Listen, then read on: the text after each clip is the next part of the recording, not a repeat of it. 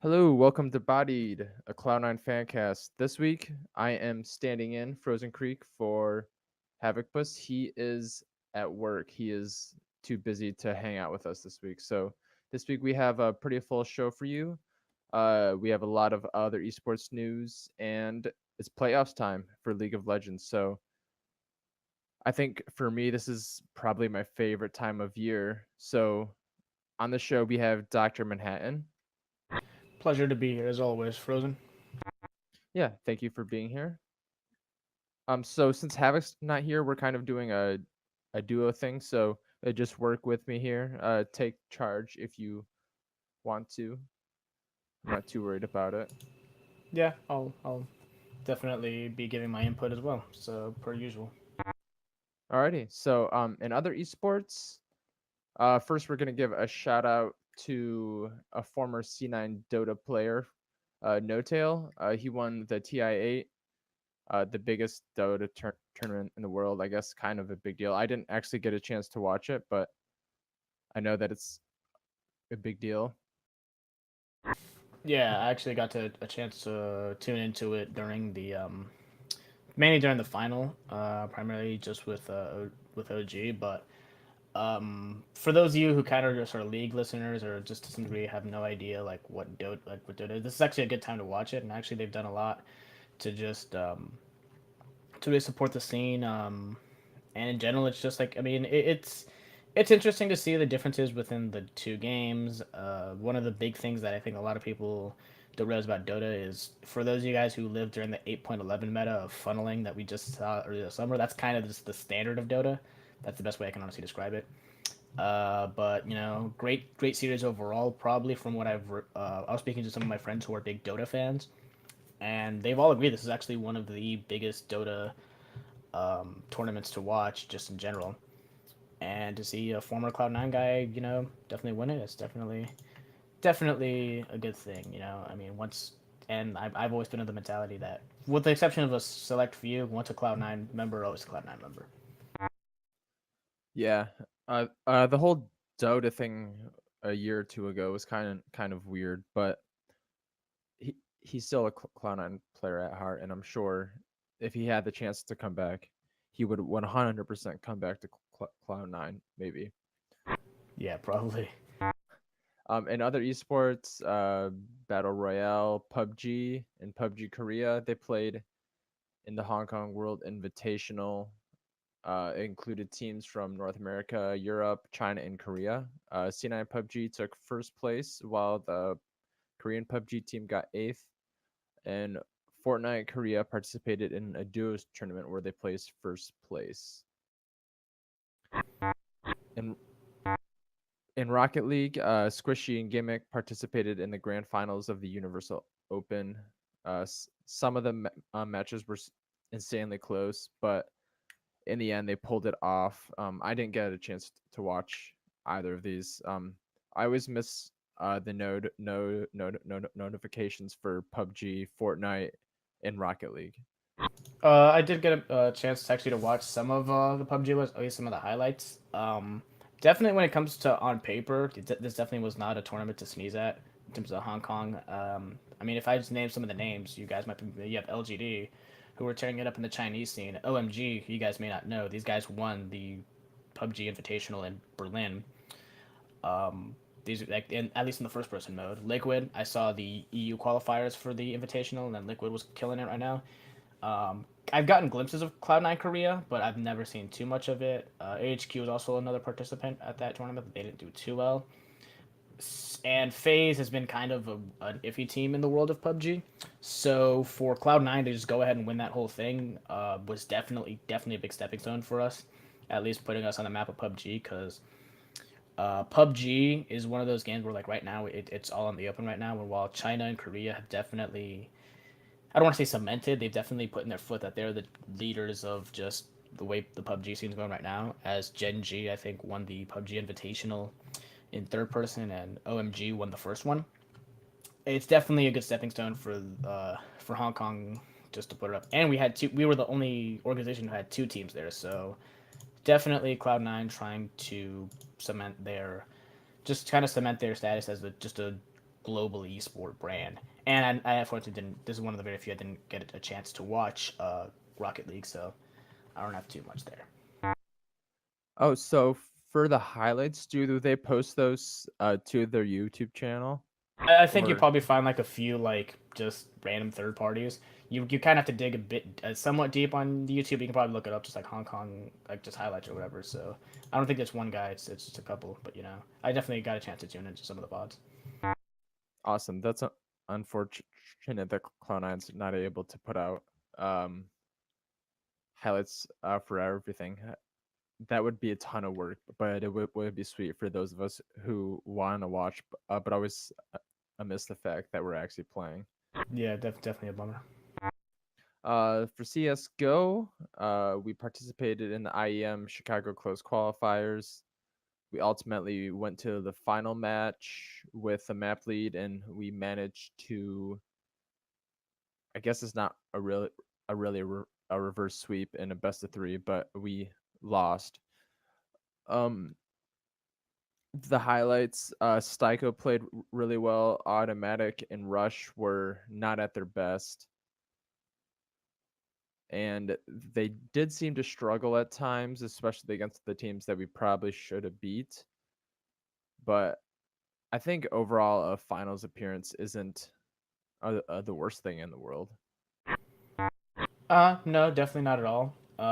Especially because I mean they've been boot camping for like a good month now. Because we have one more major tournament before Face It. I think that's what this weekend. You got DreamHack, Stockholm. I forgot what it was, but you have something going on this weekend, which is going to be like a big like kind of preview as to what the major is going to look like with some of these teams going in again. Where you've probably been living under a rock if you heard that like teams like Navi are doing pretty well. Astralis is kind of like what I call tier 0, which just means that like they're basically just they're basically just the team to beat, and it seems like they have very little weaknesses. So right now in terms of C9, I would say just give them a bit of I'd say definitely give them a bit of time. I've been kind of trying to be optimistic about it, but again, I've said it for the past couple episodes, and I'll repeat it for the millionth and one time. The best case scenario for us going into this major, for Face It, we retain our legend status, which seems kind of doubtful, and we just kind of see what we can do in the off season between now and what like IEM Katowice, which is like the next major in February. So, I would say it's kind of a side. If you're kind of down on the CS:GO team, I would say like uh, Face it's kind of a sigh of relief if you're down on them, and if they don't do, it's kind of a sigh of relief in the sense of just we're gonna we're just gonna take it easy and see what we can do with some of the players who stays, who might go. But I would say a finals appearance just to kind of wrap this whole thing up. Definitely not something to sneeze at. I just think that I just think that players like Rush and Skadoodle, who are like star players or just some of our superstars, really need to gel, and they really need to see how the team communicates with guys like Golden. Yeah, it's definitely not going to be another a win for such a big tournament, but it is a chance for us to go out and test our strengths and weaknesses to see where the team might be going in the future. Moving on to Overwatch, did you get a chance to watch any of the All-Star event? I actually didn't. I was really into like just League this weekend. I actually did it too. I know that Prophet was subbing in for Birding just because Birding. It's not that he got hurt, like people misread that, but the thing is he just didn't want to risk any more injury, or just use his wrist when he didn't have to. So I think Prophet stepped in, and to my knowledge, Gesture was already voted in. Correct? I didn't actually get to watch the actual All-Star match, but that sounds right. Yeah. So I read from that's what happened. Like Gesture got voted in. He was like part of the first team, and then also Birdring was also part of the first team on the DPS. But we all know that he got injured. I think he was playing like getting over it, and he got really mad.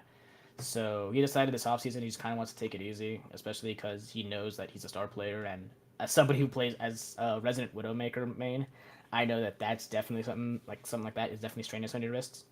So he just said, I'm gonna take it easy. And Profit felt like he wanted to be there, so it was kind of a win-win regardless.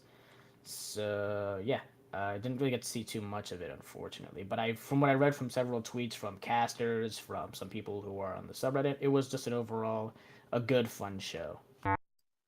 Oh yeah, I was able to watch half of the Widow 1v1s, and that was actually a lot of fun. I also saw the caster show match, and I will say that Monty is a pretty good tank. I think that was the first time I've ever seen him actually play a game, and he looked pretty good.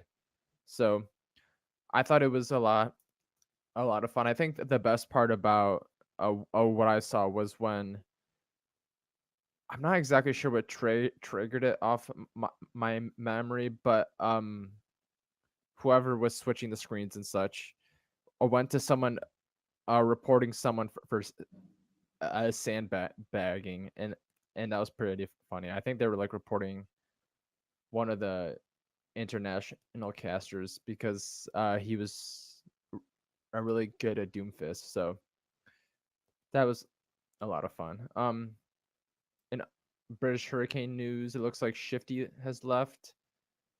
I don't have too much to add on that, but also Crusade has been benched. Also, this is some other news that just actually I came out yesterday, but it just got announced today. Also, in terms of some of the coaching staff for London, they part ways with one of their analysts. I think it was Changun, and this morning, I think within like not even this morning, I'm exaggerating it. I would say probably within like an hour or two on the competitive Overwatch subreddit I checked. It's now confirmed that Changun, who again an analyst, with along with Jay Field and some of the other guys, he has been announced that he will be on the Seoul Dynasty with Fissure. So that's another kind of change in like the London staff in this offseason. So that's just kind of like just breaking news. So yeah, I'm not sure. I'm still trying to decide how I feel about that.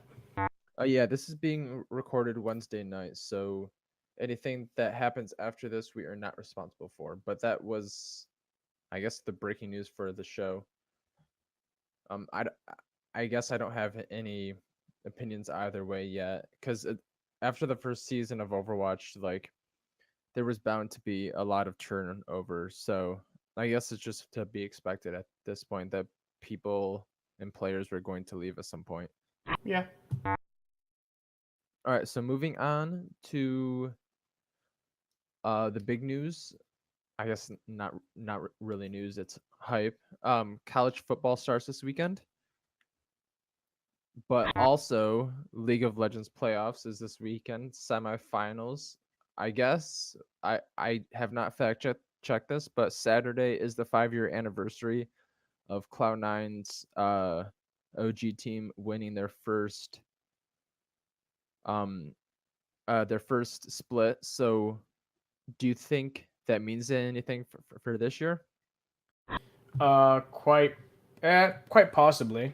I would say that it definitely adds to like kind of just our legacy. And actually, I'm looking at the Gamepedia right now. So that's my source right now. That statement is accurate. The ending date, according to NALCS Summer 2013 playoffs, aka when we first trailblazed the entire thing and destroyed North America, the end date is not September 1st, 2013. So that fact is accurate. And here's another fact, and this is going to be what makes this series a lot bigger. Cloud9 and TSM have never in their history lost a semifinal. So anytime you see those guys in the semifinals for League of Legends, those guys always make finals, and they've either won in the case of Cloud9 only, not made playoffs, which we didn't make playoffs in 2015 summer when we first got Jensen and back when he was in Carnation and High was in the jungle. I forgot about that. Yeah. Yeah, that was the only time we never made playoffs. We either one, don't make playoffs. Two, we got booted in quarters, which Cloud9's been booted in quarters three times. I'm still triggered about last split. Oh, me too. It was last split. It was last summer where we got booted in quarters, and Still triggered. yeah, and spring 2016 when the last time we ever had balls on the team, and Rush was still with us when we lost that to TS. Oh, I remember We that. lost that Yeah, to TSM 3-1. that was the what 4 straight games in Kindred or something. Yeah, and like balls and rush were just not hitting any sort of like we're just not playing at all. And that was back when we had high support too. So it really it was when he was touted as like a Morgana one trick. But that's when we got eliminated at quarters. We've never been eliminated at semis. Every time we make semis, we make finals. And TSM, their long history is they've made finals every year with the exception of last split. And that was the one time they got eliminated in quarters. So anytime these guys make semis, they make finals. So this Saturday, not only is it the anniversary, it's just legendary because this is a long time rivalry. Probably this is, to be fairly honest, the weakest I've ever seen the rivalry be. If I'm being quite honest, because there's been times where TSM is looking down and C9's been looking down all this year, and not only that, you have, excuse me, you just have it's just a tighter match. You know, we've met in the finals. We've beaten them twice in finals. They've beaten us 4 times. Yes, about 4 times if I recall correctly in finals. Um, Neither of these teams can qualify via points. I think now that 100 Thieves is in top four, so there's just so much legacy on the line this Saturday, and it really all comes in, and someone's legacy in terms of an undefeated semifinals will be cut short this weekend. Yeah, and there's a very good chance that one of these teams is not going to Worlds. The losing team is going to have their back up against the wall. So Yeah, loser goes to Gauntlet. It's basically confirmed.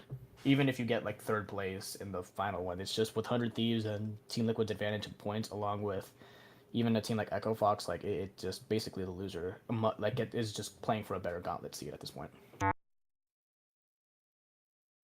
yeah, and how we got to this point was NALCS enacted kind of a new thing for playoffs where after the two quarterfinal matches were played, TSM and Echo Fox and then FlyQuest and 100 Thieves, the number one seed had 10 minutes I think from the end of the last game of the second day to pick who they wanted to play, and Team Liquid picked 100 Thieves, which leaves Cloud9 with TSM. And I think it's probably the best like matchup wise that I could think of. Like the old guard are facing off, and then kind of like the paid by Steve, and then 100 Thieves, kind of an old guard in their own way, are facing off also. So I'm excited to see how this plays out.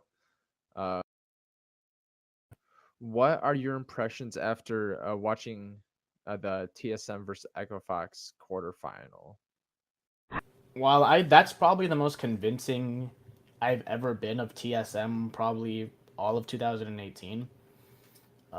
It's kind of sad to say because they're kind of I don't want to say they're a shell of their former self because I think that's being a bit too harsh, but I definitely think that they're definitely a long cry from what fans are used to, especially because they put such high standards on themselves. Um, I would say matchup wise, it's looking pretty favorable for us based off of what we've performed and what we've shown for the second half of Summer Split. Considering we're going in with a 7-man roster with Svenskeren and Golden Glue and I'm assuming that's what we're putting, and we also have Blabber and Jensen on the other, so we definitely have a lot more flexibility in playstyles because their playstyles are relatively distinct. Stylistically wise, in terms of on paper, we should have a pretty decent time. You have Licorice, who is actually voted second All Pro top laner. He By the got way, screwed. congrats to Jensen for making first one. I kind of I was on the fence about it. I thought that I was torn between Licorice and Someday. I just kind of like as much as I love Licorice, I do think half of me thinks he got screwed, and the other half of me is genuinely psyched for Someday because I think that Someday is just a very unsung hero in 100 Thieves. He was arguably the best player in the world like 2 years ago. I'm just saying that Sunday's only bad games were against Licorice. Yeah, I will say that much. Stylistically wise, I will say that Licorice tends to have the edge over Someday. But in terms of just the overall rest of the pool, like Someday has been like I have been watching Someday very closely because like back in like 2015 he was actually the MVP of Korea. Just fun fact when he was on KT. And as somebody who's been watching him closely, this is definitely a side of him that is remnant of that. Maybe I think it might be a bit better, so that's definitely saying something. But Licorice is definitely proving that he has something to prove, especially this weekend, considering he's going up against Haunter, somebody who's been touted as probably one of the best like top laners of this new generation of like players that we see. Like I kind of define new generation like post 2014. So like guys like Haunter, Jensen. I would say you could put in that new generation, but that's the which way I see it. So top lane. So I think that we definitely have an advantage with Licorice. The jungle, I think that we have an advantage in two ways. One is the flexibility, and two, Grig is just a smite bot. To be fairly honest, like do not. I would say don't underestimate that guy's smites because he actually did play. Like his smites were actually pretty on point throughout the entire series against Echo Fox, and that's probably as best as I can say it. Relatively consistent, but I think that he gets really shook in invades. Spoiler alert: Blabber and Svenskeren are good with that. That's fine. Bjergsen versus Jensen. This is a classic matchup. I think that Bjergsen is. I don't want to say he's. I don't want to say he's a shell. Again, too harsh. But I think that he's definitely the win condition that TSM's looking at right now. And if you can, and looking at this meta right now, it's looking like a very scaling meta. Considering we saw a lot of Talia, I mean not Talia, a lot of Ryze. We saw a lot of Cassiopeia, a lot of tier abusers. And in the bot lane, we're also seeing a lot of scaling there. So we're starting to see stuff like Kaisa. I think we're starting to see more late game stuff like Zaya, Rakan, Lovers are always really good. So I would say stability is kind of the stability. One is the key to the bot lane matchup because Sven actually did pop off in a few late game team fights. The name of the game this weekend for me is one experience because regular season's nice and all, but we kind of like our rookies are definitely going to be all over. Like there's going to be eyes all over Zazel, all over Licorice, all over Blabber to perform here. And while Sneaky, while Jensen, and while Svenskeren have all been in this spot, again, our rookies are definitely going to need to step it up. This is their first semis ever, and possibly their first finals if they can do very well. And two, scaling is the name of the game. We have TSM's early game is relatively abusable. I think that Echo Fox showed that it was very abusable. So scaling and just being able to close out fights in the late game and knowing how to shot call in those situations is the name of the game for this meta for the remainder of playoffs. So that's kind of what I want to just emphasize as much as possible going into this matchup. Yeah, I think that it is kind of a big difference between experience and rawness, and I think in a way, normally I would almost always say experience wins, but I haven't really been too impressed with TSM anytime I've seen them. I've watched almost all the games from the TSM Echo Fox series, and it looked like Echo Fox was just extremely reckless when they probably shouldn't have been, and they threw a decent amount of games. Not a decent amount of games. I guess they only lost 3, but they lost a couple of the games like in the early and mid game, just going in to jungle and getting collapse on and doing something stupid. I think if someone is more smart about that, we will definitely be able to capitalize on that. I think that's definitely one of TSM strategies. If you look at the jungle stats, Grig is like the last, like almost like the last starting jungler among goal difference, XP, and CSD all at 10. So it kind of just goes to show that he's kind of just been getting a shit on, and I'm not exactly sure what their game plan is going to be, whether it's just going to be try and scale or not. But I think one of the main things that kind of gives Cloud9 the edge in this series is the fact that we're an extremely well-rounded team. If you look at like the damage percentage, Jensen probably for the first time he's been our starter has not been like our highest like damage dealer, and he doesn't take all the golden anymore, which I think leads to giving us a more well-rounded playstyle because he is moving around the map a lot better and making decisions. a lot quicker and make them more for the team than for his lane. And I think that has kind of been part of the transformation from Cloud9 to kind of being Jensen and company to kind of just being a Cloud9 team that is willing to just press the button, even if it's kind of a dumb idea. Like if they press the button, they're all going to commit to it, and a lot of that is due to the fact that Jensen's not taking all of the gold, and everyone else is creating their own advantages in lane. Um, I will say I think one of the weaknesses in this team right now, not as much recently, but in the couple weeks where we were on a winning streak and towards the middle of the split when we were 50-50, our bot lane got exposed quite a bit in lane. And if we see any kind of cheesy-ish Draven or Swain picks, then I think we might be in a little bit of early game trouble. Yeah, I think that that's kind of one thing that might give TSM some sort of edge is just their kind of just their they definitely had a tendency in that series to just at least divert from the norm, and even towards the latter half of the split, they definitely diverted a bit from the norm. However, one thing that I will note that Echo Fox definitely did not have that I think that we have a bit of an edge more is I think our bot lane is a bit more dynamic in what they can play. Because correct Very me if much I'm so. wrong, but like I don't know a single style that Sneaky hasn't been able to at least play to decent effect.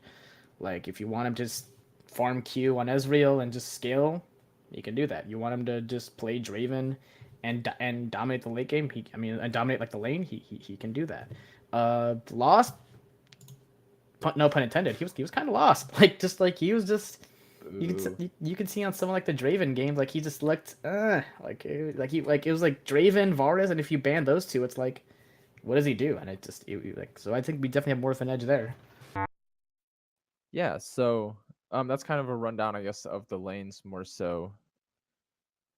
I think one of the bigger questions surrounding the matchup right now is, do you think that Reaper is going to utilize the two bench players that we have sitting out, Svenskeren and Golden Glue? I would say he might use them as like to start out the series, like just to kind of throw them off a bit. I mean it wasn't strange to see maybe like Ray start a game, like and then Impact kind of close it out, or maybe the other way back in 2017, back when we had Ray. So Reaper is definitely one to utilize the bench, and actually people say that's like a new thing, but people forget Ray. He's doing alright in EDG, by the way. Shout out to Ray. Great. He's doing great on ADG. Yeah. So just quick shout out to our old boy Ray. But what I will say is like I mean he might do it just to kind of throw him off because like let's be honest, if you like TSM are they're very stagnant in the way they play, and they're definitely very straightforward, and as much as I did say that they have a tendency to kind of straight off the norm, I think straying off the norm isn't what is kind of staying on the norm is what you kind of want to do for playoffs because you want to use your strongest weapons because if you're not really at your best, then that's kind of what separates the good from the great. So to kind of put a cap on all this, I think that Reaper will take advantage of it to some degree, and who knows, maybe Svenskeren. This is what like to be like the most animated thing ever. Like just to kind of sum it up, like Svenskeren giving TSM the kiss of death to send us into finals would be probably one of the most like talked about things like probably all year, just because of how much they criticize him on TSM and him just give like just that's what I'd love to see. Whether he does it, I'll let Reaper decide. But that's kind of like in my wildest fantasy. I would love to see him just give him the kiss of death, carry like a game on like a Lee Sin, like a Kindred, if we see those, and then just say, you know what, I'm going to finals with these guys. Screw you. Yeah, and kind of going back to Ray and Impact, it was in the finals against TSM last year Last where last spring. where Impact and Ray split blue and red side, and actually Ray was in for the pivotal game that Jensen got CC before he could zone. Yeah, so I a Reaper is not scared to go to the bench and picks some players out. So I wouldn't be surprised to see the 7-man roster utilized, even if it was just for one game to try and cheese a win. I think they're very capable of doing that. And I don't know what the conditions around the drafting is going to be. I would assume that it would be on red side, so they could try and set up some kind of counter picks, though it kind of gives TSM the advantage to ban Lee Sin. So I'm not sure what the condition would be or something like that.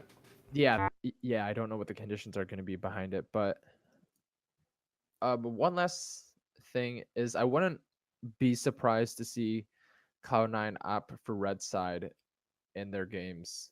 That's something Reaper kind of favored the last couple weeks. So, what do you think about that? I would, just because for a few reasons I wouldn't surprise to be seen do that. One, I think that one thing we've been seeing in playoffs to some degree, this is I noticed it in EU and to some degree in NA, is counter picking top is something that teams do like to do, or at least trying to like find out what the team's playing top and try to bait it out so then they can actually get a favorable matchup. And to some degree counter picking mid, but counter picking top is the better part. Licorice is a beast if you give him the right counter pick. Like we saw him all last split. You gave him like really good counter picks and some of the who's who of top laners, and the guy definitely delivered in spades. So I would say that's definitely one thing I would see if they go red side, or if they get try to get a favorable matchup for Blabber into Greg, because I think Blabber is kind of what they want to lean towards in win condition as well. Because we're starting to see a new era of like Cloud9 where rather than the jungler being enabled by Jensen, which we saw to some degree with contracts and Meteos and Rush, where like they would enable him. They're trying to enable their junglers, so it's definitely something that's going to be something to look at as well. And also, another reason why we should use the some of the guys on the finals, because we forgot to shout these guys out. I forgot about the date.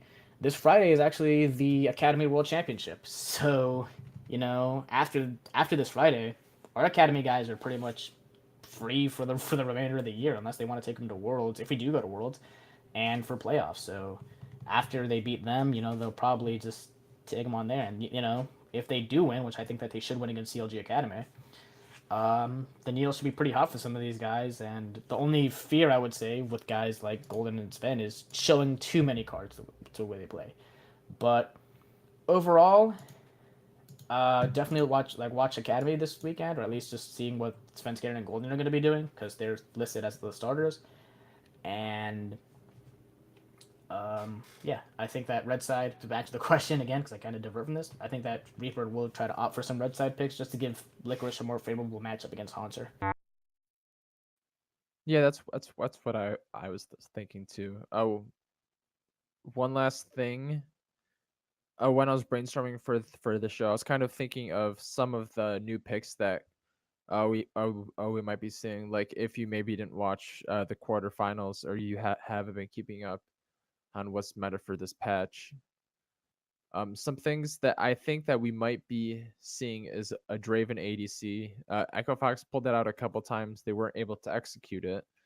But Sneaky has shown that he is capable of playing it. Granted, that was 2 years ago, I think, in 2015 in the Gauntlet run. And I'm also looking forward to seeing a Poppy flex pick early picked on red side as either going top, where Licorice has shown he's insanely good with it, and even into the jungle. We saw Dardoch do that also. Personally, I'm still expecting to see a Corki mid at some point, because I feel like it has to be good because of the crit changes, to the fact that the crit builds up a little bit faster because they decrease the price of the crit items. But maybe teams haven't been practicing it, but I feel like it has to be good. But is there anything you're looking for, like, more likely to happen? Because I do have a surprise pick also that I'm thinking of. Yeah. One thing I feel like you could do as well, and I saw TSM play it twice, and I think I saw it also in the 100 Thieves game. I gotta double check. Oh, actually, yeah, they played it once in the 100 Thieves game. FlagQuest played it, but one thing that's starting to pop up now, in terms of the bot lane, well, the bot lane's now turning into more of a tank-oriented meta. Like you're definitely starting to see a lot of like heavy engaged tanks. So right now, from what I've been seeing, Tom Kent is like the S tier pick right now. So it's either pick, it's right now pick or ban across pretty much the entire pool right now. But some people starting to see Alistar, something that it's something that's starting to see a bit more play. But the one thing that's been catching me off guard is actually Shen support. So that's actually really good into Draven. If they decide to give Sven the Draven, which I don't know, Sven has too much of a Draven player. If you want to catch him out in these team fights, with the flash taunts, or let's say like Licorice like decides to, or Genta decides to split push on the rise or something like that, you definitely have a lot more global pressure with champions like Tom Kench or Shen on the support. So again, that's probably a pocket pick, or at least somewhat of a pick that's surprising me in the past two games that I look forward to seeing, along with the Poppy, like you did say. Yeah, I'm pretty sure that the Shen and Tom Catch global ultimate slash semi global ultimate are going to fuck us at least one game. So hopefully we're on top of that because that's something that has caught us off guard many times before. My surprise pick, I don't actually think it's going to happen, but I was watching Zazel stream the other day, and he was playing a Leona, and someone on his team, his jungler was playing Ivern, and it's a really good combo.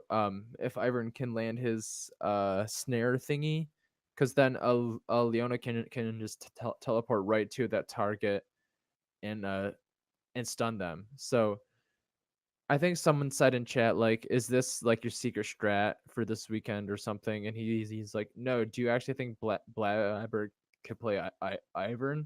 And I feel like that could have been a tease towards Blabber can actually play Ivern, or Svenskeren can play Ivern pretty well. And we've seen him play Ivern. I don't feel like Ivern's strong at all right now, but I really want that to happen because I like the idea of Ivern. I do too, actually. Will I see it? I'm kind of with you on that one, where I kind of doubt that we'll see him play it. But I mean, again, Blabber, he's definitely he definitely shows the kind of stereotypical, like, just like return the kind of stereotypical play you see out of like a young player, where it's like he's just a young guy who's just showing that he has a lot to prove right now. And with tank junglers starting to become a bit more prevalent, we're starting to see his priority on stuff like the Sejuani. I think we saw the Gragas a little bit more. So those are just some stuff we're starting to see. Also, actually, I'm looking at his solo queue account right now. One thing he's been playing a lot is actually Hecarim jungle. Yeah, I saw So that. yeah, I'm looking at his account right now. Like he actually is. I think he has like 3-1 in recent games on Hecarim. Whether it has competitive play, who knows? But again, Blabber has like the way I see Blabber right now is he has the element of unpredictability right now. So, or and Sven, I think if you want to go on a more aggressive pick, stuff like a Gragas or like a Sejuani, like a lot more aggressive now, especially with what he likes to play. To some degree we could see it out of him. So I will say that's probably another surprise pick there. But that's probably it for me in terms of like trying to predict what they could surprise TSM with. Yeah, and Hakram did get buffed for this last patch, I believe. So it's an interesting idea. The only other thing I can really think of off the top of my head is Galio, which isn't that surprising, but I've seen it around a couple times. I think that's about it for me. Yeah, likewise. Alrighty. Well, what's your prediction? Um, I think that I usually I just usually like to be as optimistic as possible, but this is the one of the very few times this season where it's just I'm super confident that they'll do it. Um, I think that honestly, one thing I've noticed this like is the trend this season is actually whenever Haunter decides to get to get a bit mouthy on Twitter, that's when things actually backfire. And he got a bit mouthy after Team Liquid like chose 100 Thieves, and I think his tweet's still available. Luckily, Haunter's not somebody to delete his tweets, unlike certain European junglers. Cough cough Gilius. Um, he basically tweeted out like, "Ha ha ha, you cowards at Team Liquid didn't want to go against us, huh?" To which Steve actually replied, "Well, if you're the better team, you'll see us in the finals then." And like I think they kind of heckled it on. But with that being said, on top of the fact that I think we have a duty as Cloud9 to avenge our boy Smoothers. I say a 3-1 should be. That's what I genuinely expect out of them, is a 3-1 that we will beat TSM and we will be playing in the finals at the what is it, the Oracle Arena in Oakland. Yeah, so I've looked at the stats for the regular season, and Grig is like shit tier, not S tier, but shit tier for junglers, and I think that this Not is very going. impressive, yeah. Yeah, like he was like bottom like 14, 15, 16 in 10-minute stats. So he's been awful, and I think that's going to give us a good opportunity to pick up some games on them as long as we can execute our Barons cleanly. And if we can do that, I cannot see us getting beat. I want to say a 3-0 because I'm fucking confident, because it's the one time that I feel like we can actually beat TSM in playoffs, because I feel like they're actually vulnerable this time. So I'm gonna go 3-1 with you.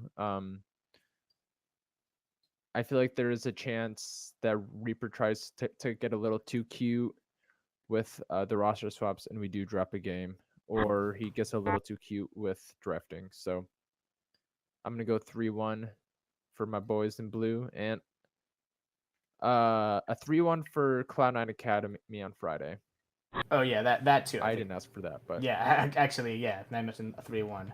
But one thing I want to say, just to kind of wrap up what I was actually thinking about this morning when I was at work, this year, in terms of 2018, outside of Cloud9, just in general, and I want you guys to think about this when we go against CSM, this year has been like the year in LCS of just demon slaying. That's the way I describe it. Just people in League of Legends slaying their inner demons. We saw KT slay their demons of SK Telecom. Granted, SK Telecom are weaker than what they are. Still, very big thing for them. Not only that, they actually are qualified for the World Championship. Whether they win or lose against Griffin the weekend of the finals, slayed that. Fnatic, after a huge slump, slayed their inner demons and are like finally won their first split after the dominance that was G2 in Europe. Uzi, after being the best player in the world to never win anything, slayed his demon and finally won an LPL title and won an MSI on top of that.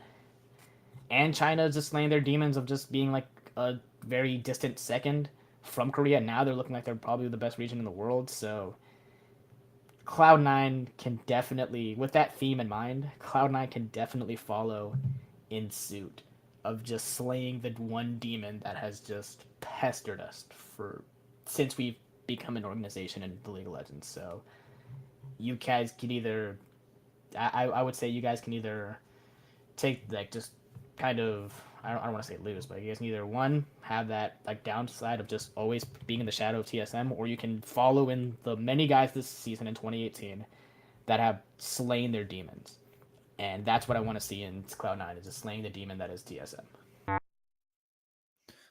yeah, I don't have anything else I want to add to it, though. I definitely could. I guess to just close this out, are you a college football fan?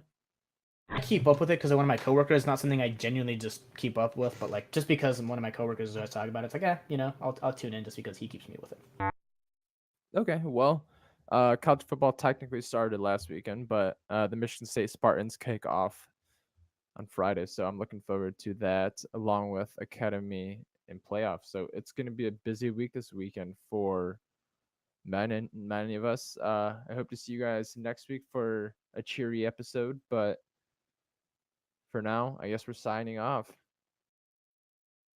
Pleasure being here. We're signing off. Let us know if you have any questions. You can follow us at Cloud9 Bodied.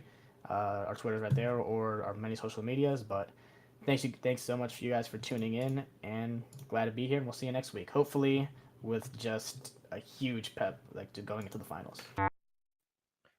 Hell yeah, let's go, boys. All right, see you next week. See ya. Bye.